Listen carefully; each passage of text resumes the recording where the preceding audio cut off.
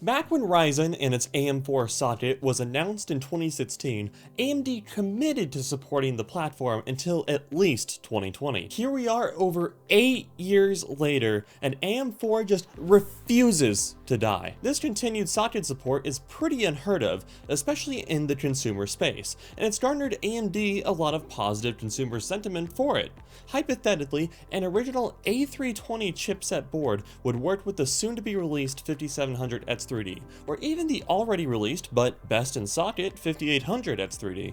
AM4 sticking around for so long has also allowed Ryzen processors to permeate the used markets, as consumers who want to upgrade can offset the cost of a new processor by selling their old one, and the new processor is the only thing they need, unlike Intel, where to get any meaningful performance upgrade, you need to get a new motherboard as well. So why has AMD continued to support AM4 for so long? I believe the answer is simple yet twofold. The first part of which being there's still a huge install base for AM4, so there's still plenty of consumers to cater to.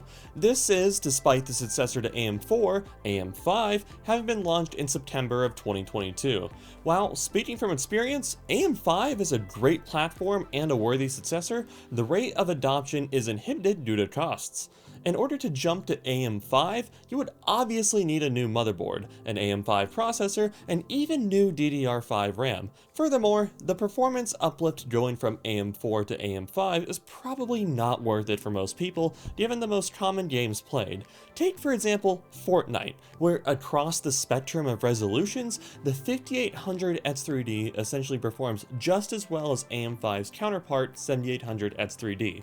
A lot of the benefits of AM5 just come down to it being a more modern platform, but if you're not rocking hardware that's close to the bleeding edge, then for gaming and even productivity workloads, the benefits of jumping to AM5 really start to narrow. You would be hard pressed to argue platform longevity, because as we discussed earlier, AM4 is still getting new and relevant hardware. The second part to our question here is AMD still has a ton of 7nm wafer space from TSMC to use up. TSMC has only gotten better at 7nm manufacturing, as the latest and greatest is now the 5nm process. This results in more capacity for 7nm while also making the process cheaper and more efficient. This in turn allows AMD to make products like the 5700 X3D at a super competitive price point of $249 USD, and has also allowed for price cuts of chips like this 5800 X3D, which originally launched at $449 USD, but can now be found for as low as $269. Nice. And for AM4's best in socket processor, that's quite the steal. Finally, why doesn't Intel get on board with supporting a platform for more than 2 CPU launches? Intel's argument is that most consumers upgrade their processors every 5 to 6 years anyway, and at that point it's beneficial to get a new chipset.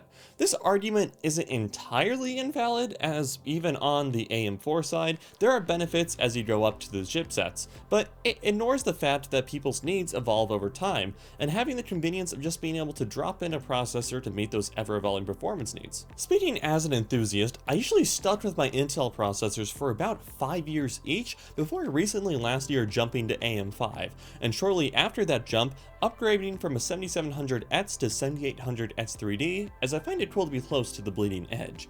Intel isn't slacking either though. They are looking to take a page out of AMD's book and move over to a chiplet design. If you want more info about that and how Intel will benefit from it on desktop, check out this video here, and I'll see you in the next one.